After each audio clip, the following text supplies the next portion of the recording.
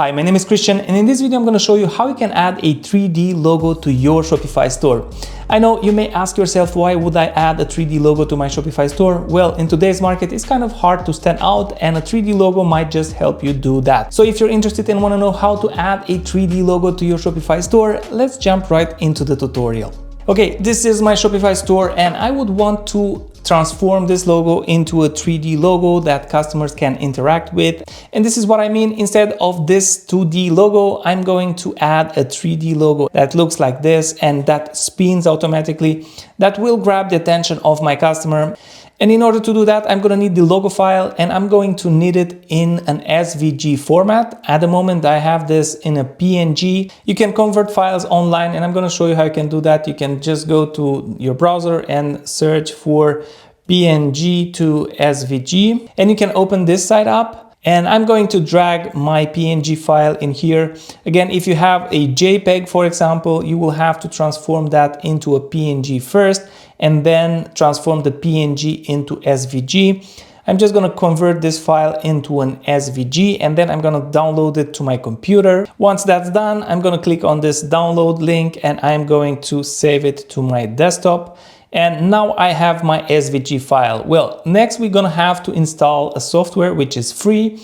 The name is Blender, and it's a 3D design software. You're just gonna go to your browser and you're gonna search for Blender, and you're gonna choose this first option. You're gonna go and you're gonna download this. This is free again, and you're just gonna have to install it on your computer. Once you have that done, you're just gonna go and open that up. I have mine already open with the project for the logo that I just worked on, but I'm going to start again from scratch. So I'm going to go here to File, New, and I'm going to make another project. I'm not going to save this one, so don't save. You're going to have something like this on screen when opening a new project. You have this cube and you can navigate the scene. This is the camera. So if you hold down the scroll wheel and you move your mouse, you're going to be able to move around this cube, but we don't need this cube. So I'm going to just click it, and then I'm going to click on X, and then I'm going to click the delete button,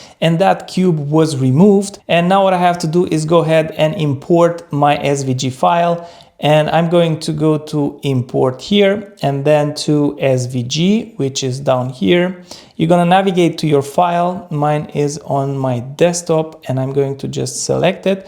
And once you've imported that file, you're not going to see it because it's going to be really small. If you scroll, you're going to finally see it. It's there, but it's really small in the beginning. What you can do is select it, press S, and then 10, so 1, 0, and then click, and this will enlarge your SVG file by 10 times. And as you can see, we have now two elements. We just want to have one so that these two shapes behave like one. I'm going to just select, and then I'm going to say join. Now, if you want to see this logo frontally, you can press your scroll wheel and then move your mouse. It's going to move it like that. And then you can grab the hand here and move it where you want, so in the middle of the screen. Now from this point, you can go ahead and see that this object is a 2D object. So it is actually just the logo on the floor, as this is the floor. So we would want to rotate this logo to face us. So in order to do that, I am going to click it again, and I'm going to go here to this tool, which is rotate. But first I want to go and have this shape completely flat like that. And then I'm going to click it again, and I'm going to just rotate this red circle, and I'm going to rotate it so that it completely faces me. And I'm going to release and check it out and see if I've done it well. You can go to the side, and as you can see, it's not completely straight. So I'm going to just straighten it. And whenever you think it's straight, you are going to face it again. So you can look at it from the side. And I think this is good enough. Then you're going to select it, and you're going to go here to this icon, and you're going to click it and scroll down to geometry, and you're going to open this up. And you're going to go in there add the extrude option here, and you're gonna add something like 0.003 or something like that. Then you're gonna go to the side, and as you can see, it already is a 3D shape. Now it looks like this. If you want to make it a little bit thicker, you can go ahead and do that. So you can go in here and you can say 0.004, something like that. And now we have it as a 3D object. We can also go ahead and make it a little bit less sharp at the corners here. So if you look close up, you're gonna see that this is a sharp edge, and we want to go ahead and smooth that out. And you can do it from the option bevel here. You can go to the depth in here and say 0.002. This is too much.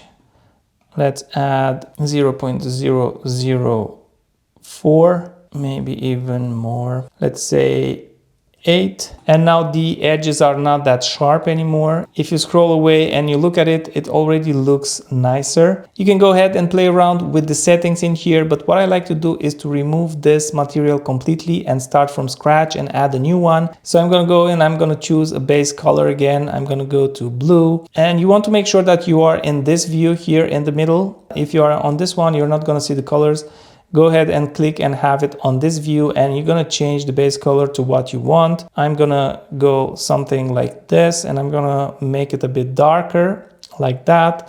Then I'm gonna go in here again, and I'm going to make it metallic, and I'm going to remove the roughness, something like that. And as low as you go with the roughness, you're gonna see the shine on the object like that. I kind of like how this looks, so I'm just gonna go with the metallic all the way, almost something like that, and maybe make the color a little bit lighter like that. Now I think this looks fine. You can play around with the settings in here. If you want to have like the sheen a different color, you can go ahead and add in here a different color that will apply just to the sheen. So when you're gonna move it around, you're gonna see that there are some shades of color in there. And whenever you're done playing around with these settings, you can just go ahead and export this new object. So I'm just gonna go ahead and export it as it is. Of course, you can work more on yours. And when you're done, you just go to export and then export as GLB right here. You're gonna export that,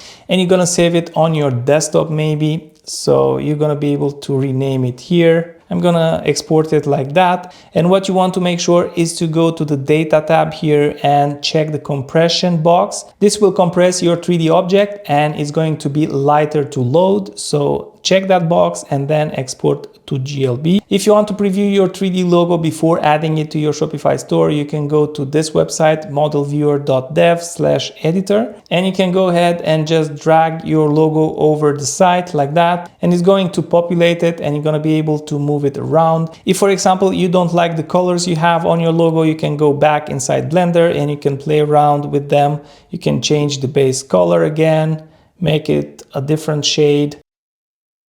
You can look at it in here, you can export it again, export GLB and replace the one that you already have, and then go again inside the browser, drag the newly exported and look at the colors. And when you like the colors, let's say we are done and we like it is, we can go ahead and actually install it on the Shopify store. So in the description of this video, you're gonna have a link for the files I'm gonna talk about in just a second. You're gonna have a link for a zip file that will contain this folder, and inside this folder, you're gonna have an HTML file. Open that up on the browser, and you're gonna have all the details you need. The first step is to go to your Shopify store's dashboard to the theme that you want to edit. If you want to play around in a new theme, just make a copy of your live theme and work on that. But in my case, I'm going to work on the live theme directly because this is just a dummy store. So I'm going to go to edit code, and inside here, I am going to create a new snippet. So I'm going to go to snippets,